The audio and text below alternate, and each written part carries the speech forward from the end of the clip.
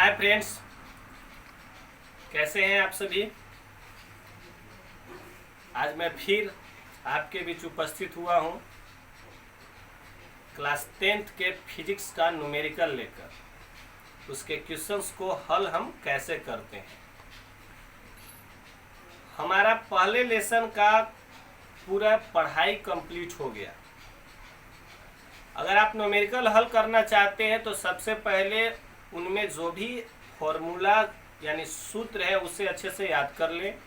उसके बाद जो साइन कन्वेंशन यानी चिन्ह परिपाटी, किस दर्पण में क्या होगा, पॉजिटिव होगा निगेटिव होगा, उसको अच्छे से याद कर लीजिए। उसके बाद ही आप न्यूमेरिकल हल कर पाएंगे। और अगर आप चाहते हैं कि हम अच्छे से किसी न्यूमेरिकल को हल करें तो आप जिस बुक से भी पढ़ाई करते हैं उसके लेसन के बाद जो आंकिकी प्रश्नोत्तरी दी हुई है, यानी कि प्रश्न और उत्तर दोनों साथ में, उसे पहले हल करें। उससे आपको हल करने का आइडिया मिलेगा न्यूमेरिकल किस तरह से हल करते हैं। उसके बाद जो लास्ट में हमारा क्वेश्चन में आंकिक प्रश्न होता है उसे हम हल करते हैं। तो आज मैं आपको क्लास 10th के पहला लेसन यानी प्रकाश का परावर्तन से संबंधित जो भी न्यूमेरिकल है उसे हल करने जा रहे हैं। बहुत सारे क्वेश्चंस आते हैं। अगर आपको कोई भी क्वेश्चन नहीं बनता है तो आप हमसे वो क्वेश्चन पूछ सकते हैं। आप जिस माध्यम से भी चाहें हम तो को क्वेश्चन भेजें, हम उसका सॉल्यूशन आपको उसी माध्यम से भेज देंगे। तो चलते हैं, हमारे पास एक बुक है, उस बुक का मैं न्यूमेरिकल हल करने जा रहा हूँ। आप ध्यान से देखेंगे। क्वेश्चंस तो हम नहीं लिख पाएंगे लेकिन हम आपको बताएंगे, आप ध्यान से सुनेंगे। आइए, हमारा पहला क्वेश्चन क्या कहता है। कहता है कि हमारे पास एक अवतल दर्पण है जिसकी फोकस दूरी 20 सेंटीमीटर है। तो सबसे पहले हमको लिखना पड़ता है कि दर्पण क्या है। तो लिखेंगे कि चूंकि दर्पण अवतल है,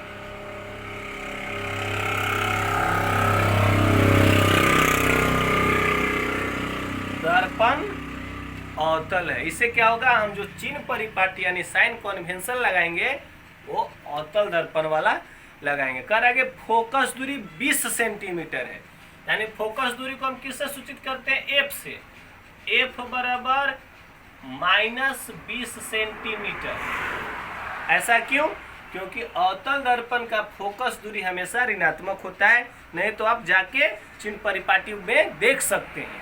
कह रहा है आगे कि इस दर्पण में एक वस्तु को यानी कि वस्तु दूरी u को हम 30 सेंटीमीटर की दूरी पर रखें। 30 सेंटीमीटर की दूरी पर रखें तो -30, क्योंकि वस्तु दूरी हमेशा ऋणात्मक होती है, चाहे वो अवतल दर्पण हो या उत्तल हो।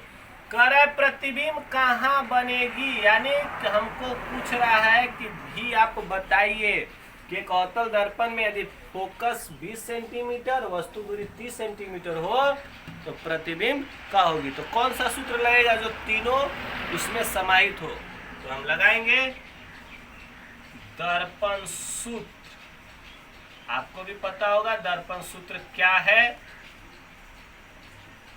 क्या है दर्पण सूत्र? हम जानते हैं 1/f बराबर 1/v प्लस 1/u होता है। इसे आगे क्या करेंगे, इसका मान रखेंगे। तो 1/f का मान कितना है, -20, मात्रक छोड़ दिए हैं, 1/v प्लस 1/-30। अब यहाँ पे हम लिखें तो माइनस को अगर ऊपर कर दें, क्योंकि माइनस नीचे नहीं रहता है, 1/20 प्लस माइनस, ये माइनस है और माइनस को अगर हम इस साइड लाएं वो प्लस में हो जाता है।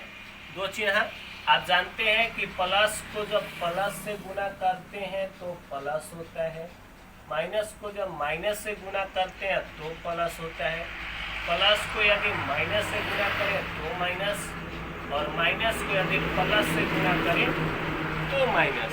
यहाँ प्लस और माइनस, प्लस गुना माइनस, माइनस, और माइनस को हम इक्वल के इस साइड ले आएंगे तो क्या हो जाएगा, प्लस 1/30 बराबर बच गया हमारा 1/v।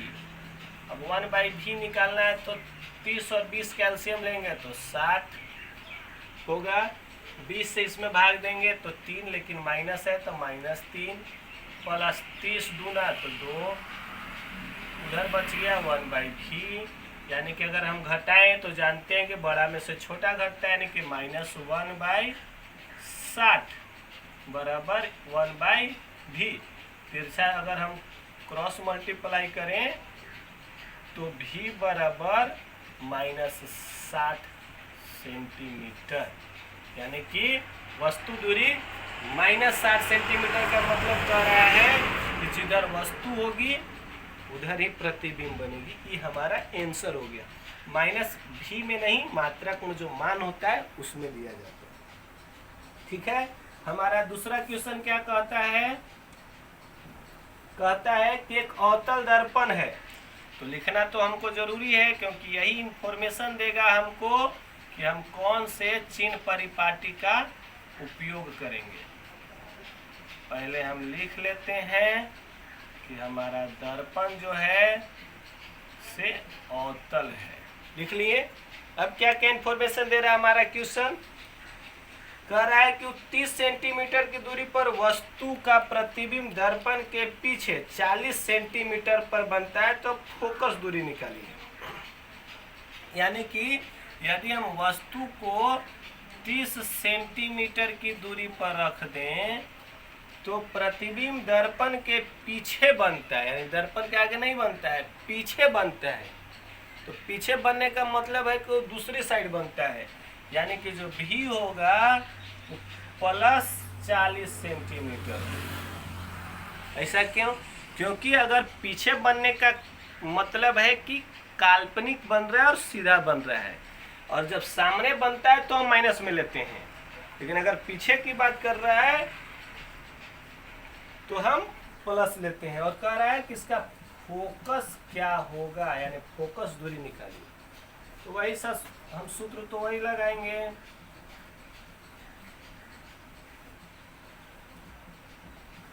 दर्पण सूत्र से क्या है?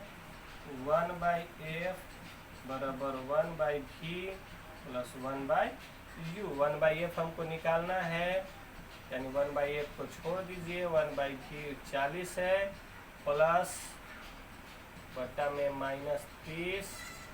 अगर यहाँ आप ध्यान से देखें तो 1/30 1/40 प्लस माइनस माइनस 1/30। चलिए हम इसको हल करना चाहते हैं। 120 होगी, 40 से इसको हम भाग देंगे तो 3 बार में, इसको से भाग देंगे तो 4 बार में, यानी -1/120। यानी कि n1/f बराबर -1/120।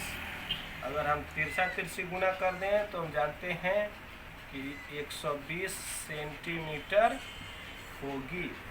पर माइनस हमको ही बता रहा है कि दर्पण जो था सो अवतल है। समझ में आ गया होगा आपको? ये माइनस को एफ के साथ क्यों नहीं रखते हैं? क्योंकि एफ का मान हमेशा माइनस होता है, और प्लस और माइनस होता है हम वैल्यू में लगाते हैं, उसके संकेत में नहीं लगाते हैं। चलिए हमारा तीसरा क्वेश्चन क्या कहता है? बहुत आसान है। एक उत्तल दर्पण बोलता है। तो लिखना तो हमको जरूरी है कि लिखेंगे कि दर्पण क्या है? उत्तल है। ऐसा लिखने से हमको ये फायदा होता है कि हम साइन जो कन्वेंशन यूज करते हैं उस दर्पण वाला करते हैं। वक्रता त्रिज्या आप सभी जानते हैं कि वक्रता त्रिज्या क्या r द्वारा सूचित किया जाता है।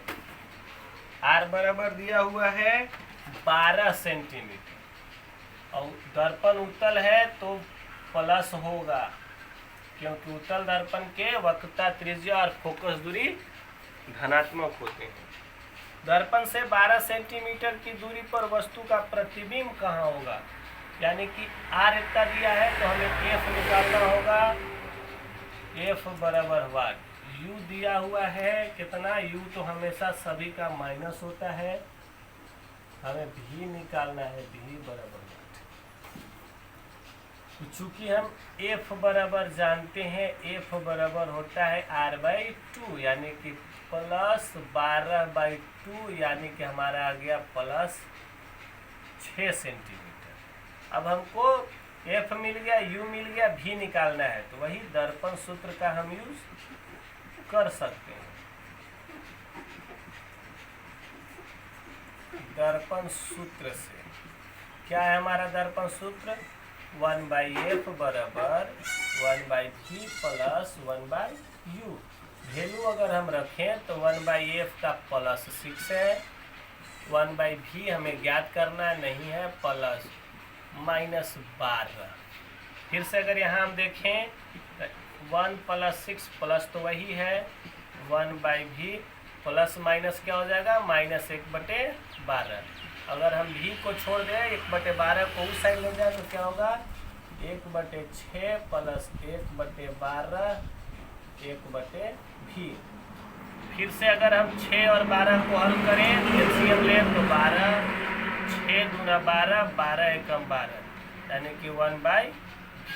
इसको और आगे हल करें तो 1/v, 2 और 1 3/12, 3 से अगर काट दें तो 4 बार में, यानी कि भी हमारा जो होगा प्लस में 4 सेंटीमीटर। देखिए यहाँ पे जब भी हम फिजिक्स का न्यूमेरिकल बनाते हैं तो चिन्ह देना कभी नहीं भूलिएगा, क्योंकि यही बताता है कि आपका प्रतिबिंब काल्पनिक बना, वास्तविक बना, बाएं साइड बना या दाएं साइड बना। उत्तल दर्पण में हमेशा काल्पनिक बनता है, अब दर्पण के अंदर बनता है, इसलिए +4 है। ये बता रहा है कि दाईं ओर बनेगी। चलिए हमारा चौथा क्वेश्चन है, कहता है कि दर्पण अवतल है, तो लिख देंगे ना हम, चूंकि दर्पण अवतल है। क्या दिया है आगे? फोकस दूरी 15 सेंटीमीटर है, यानी कि एफ बराबर -15 सेंटीमीटर। फिर कहता है 25 सेंटीमीटर की दूरी पर वस्तु रखी गई है, यानी कि u बराबर -25 सेंटीमीटर। क्या कह रहा है कि 4 सेंटीमीटर ऊंची वस्तु रखी गई है, यानी कि फोकस दूरी 15 सेंटीमीटर, वस्तु दूरी 25 सेंटीमीटर, और वस्तु जो रखी गई है उसकी ऊंचाई है, यानी कि वस्तु की ऊंचाई को हम एचओ द्वारा सूचित करते थे। हाइट ऑफ ऑब्जेक्ट कितना है? +4 सेंटीमीटर। ऐसा क्यों? कि वस्तु दूरी हमेशा धनात्मक होती है। दर्पण से कितनी दूरी पर इसका प्रतिबिंब बनेगा, यानी भी क्या होगा, और पूछ रहा है प्रतिबिंब का आकार क्या होगा, यानी कि हाइट ऑफ इमेज क्या होगी। सबसे पहले हम वही दर्पण सूत्र लगा देंगे। दर्पण सूत्र से क्या है भाई? दर्पण सूत्र 1/f बराबर 1/v प्लस 1/u। मान रख दें अगर तो 1/f का -15, भी हमें तो ज्ञात करनी है, प्लस 1/-25 सेंटीमीटर, -1/15, प्लस माइनस होगा, इस साइड आएगा तो प्लस हो जाएगा, 1/25 बराबर 1/v। यानी कि अगर हम 1/v निकालना चाहें, 25 और 15 का एलसीएम लेना होगा, तो कितना आएगा? 75 होगा, 15 × 5 = 75 प्लस 25 × 75, इसको घटाएं तो -2/, इतना। यानी कि अगर हम भी निकालना चाहें तो यानी कि क्या आया हमारा? 1/v बराबर आया है -2/75। तिरछा तिरछे अगर हम गुना करें, या अगर दोनों तरफ सिर्फ एक एक हो तो हम उसको उलट देते हैं, नीचे वाले ऊपर, ऊपर वाला नीचे, यानी कि हो जाएगा -75/2 सेंटीमीटर। यहाँ तक समझ आ गया होगा। अब आगे हम यहाँ आते हैं, यहाँ तो आप समझ गए होंगे, अब इसे हम साफ कर देते हैं।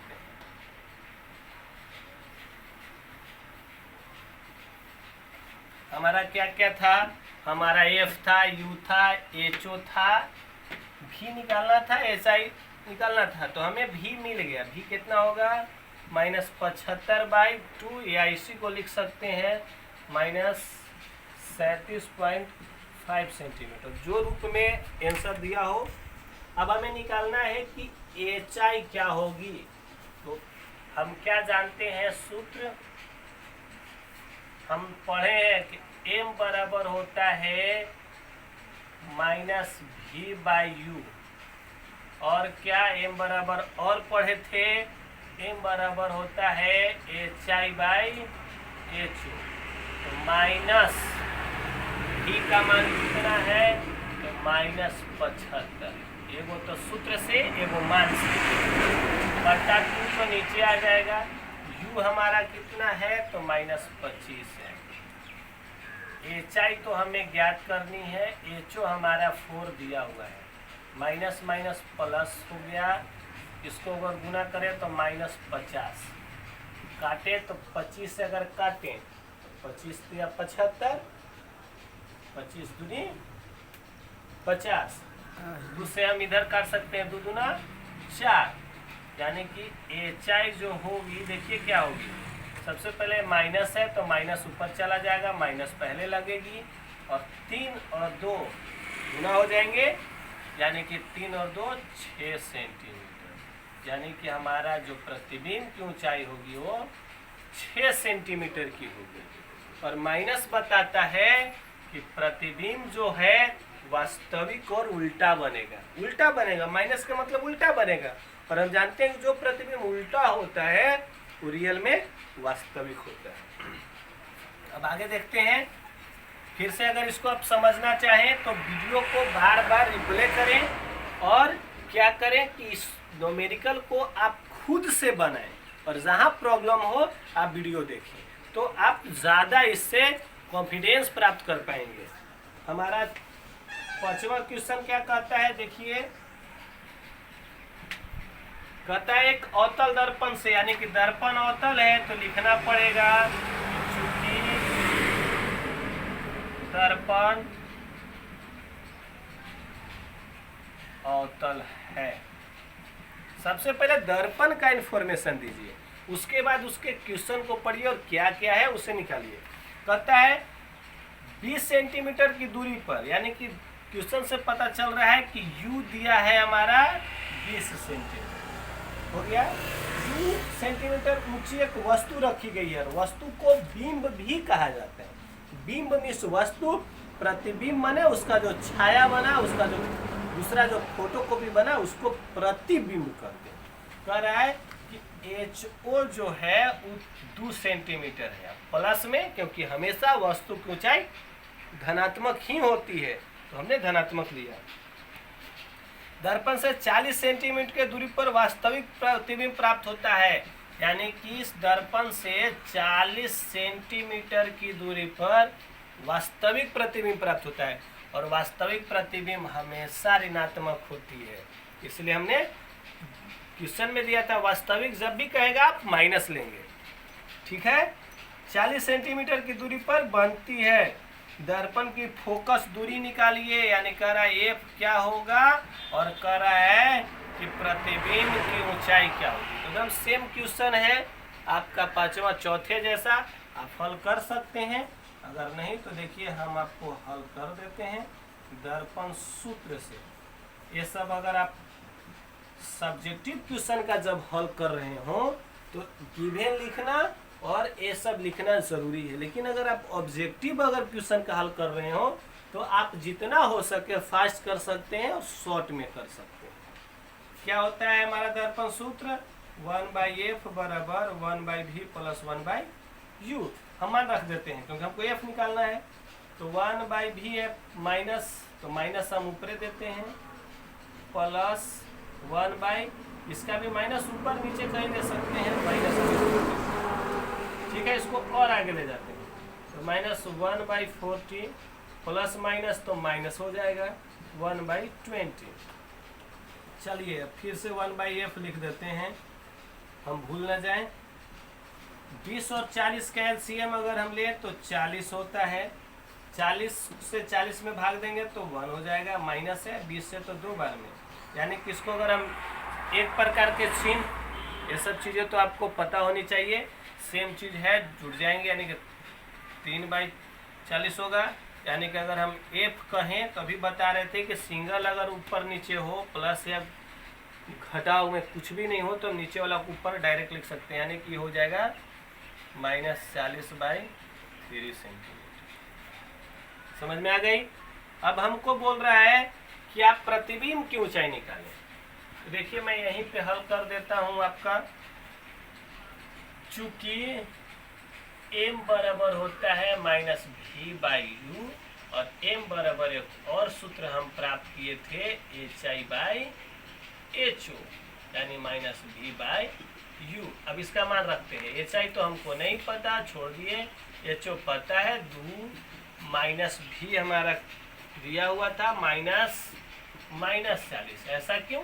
एक फॉर्मूला से और एक हमारा क्वेश्चन में दिया हुआ था। ऐसा नहीं है, आप घबराएंगे नहीं कि -2 कहाँ से आ गया। तो हमारा एक वैल्यू v का वैल्यू है -40 है और एक फॉर्मूला में होता है, तो डबल माइनस होंगे ना, वो फॉर्मूला से वो वैल्यू वाला बटा में u कितना है, तो u सिर्फ दिस नहीं है, -20 है।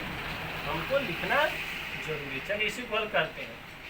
hi/2 plus minus sorry minus plus 40/-20 भाग देंगे तो दोबारा में कट गया, यानी कि hi बराबर हमारा माइनस है ना, तो माइनस में आएगा 2 दूना 4 सेंटीमीटर। ये हमारा हो गया इमेज का।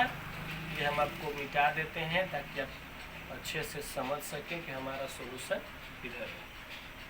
ये हमारा आंसर हो गया। माइनस बताता है, माइनस प्रतिबिंब की ऊंचाई माइनस में है।